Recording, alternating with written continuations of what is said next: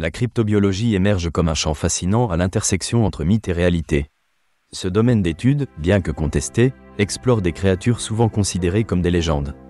Parmi elles figurent le Yéti, le monstre du Loch Ness ou encore Bigfoot. La cryptobiologie suscite l'intérêt de nombreux chercheurs et passionnés qui tentent d'explorer l'existence de ces espèces mystérieuses. Historiquement, la cryptobiologie se positionne comme une branche marginale des sciences. Elle repose sur l'étude de faune et de flore dont l'existence n'est pas reconnue par la communauté scientifique. Certains cryptobiologistes s'appuient sur des témoignages, des empreintes ou d'autres preuves. Cependant, la critique émanant du milieu scientifique souligne un manque de rigueur méthodologique, rendant difficile l'acceptation de ces phénomènes. L'attrait pour la cryptobiologie peut être attribué à des facteurs psychologiques et culturels. Explorer des créatures comme le Yéti ou Bigfoot permet d'échapper à l'ordinaire. Ces légendes offrent également une dimension sociale, favorisant la réunion de passionnés autour d'une même croyance. L'intérêt pour les cryptides s'explique aussi par la recherche de réponses à des questions sur l'origine de la vie. Pour mieux comprendre cette tendance, il est essentiel d'analyser comment les histoires autour de ces créatures ont été façonnées. La culture populaire joue un rôle important dans la propagation de ces récits. Des films, des livres et des documentaires contribuent à ancrer l'image du Yéti ou de Bigfoot dans l'imaginaire collectif. Par exemple, le film « Le monstre du Loch Ness », réalisé par la BBC en 1970, a pérennisé l'image de ce monstre. L'activité de recherche en cryptobiologie comporte souvent une part de subjectivité. Des témoignages de rencontres avec des créatures étranges sont parfois mis en avant sans vérification préalable.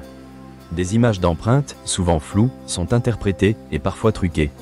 En 2008, des chercheurs affirmaient avoir des preuves de l'existence de l'homme des bois, mais ces résultats n'ont jamais été corroborés par des études approfondies. Cependant, certaines découvertes peuvent prêter à réflexion. De nombreux animaux, longtemps considérés comme mythiques, ont été découverts grâce à la recherche scientifique. La redécouverte du sélacanthe en 1938, un poisson jugé éteint depuis 60 millions d'années, illustre que notre connaissance de la faune est incomplète.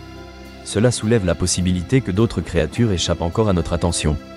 L'approche scientifique dans ce domaine pourrait reposer sur l'observation systématique, l'expérimentation et la validation des hypothèses. Des études rigoureuses, des échantillons d'ADN et des observations à long terme constitueraient des outils précieux pour évaluer la crédibilité des témoignages. Malheureusement, les découvertes scientifiques avancent souvent plus lentement que les récits nourris par la culture populaire. Il est également important d'évaluer la portée socioculturelle des récits cryptobiologiques. Ces récits reflètent souvent des préoccupations sociétales plus larges. Les cas de créatures légendaires font écho aux craintes contemporaines, telles que celles de l'inconnu ou des menaces environnementales. Les cryptides sont souvent liés à des mémoires collectives et à des récits oraux dans diverses cultures. L'impact de la cryptobiologie va au-delà du divertissement. Elle alimente des débats sur la biodiversité.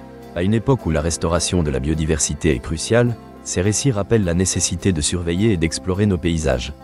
Cela soulève aussi des questions sur la protection des écosystèmes et notre responsabilité envers toutes les créatures. Pour progresser, il est essentiel de dissocier le mythe de la réalité.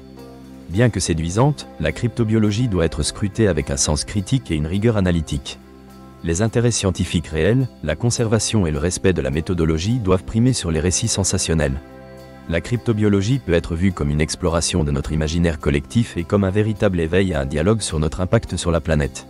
En conclusion, la cryptobiologie oscille entre mythe et réalité, piquant la curiosité et éveillant la réflexion. Elle reflète notre désir d'explorer l'inconnu et questionne notre relation à la nature, à la science et à la vérité. Il est impératif de garder à l'esprit l'importance de la méthode scientifique et de l'exploration rigoureuse. Le mystère peut captiver, mais il ne doit jamais effacer la quête de la vérité.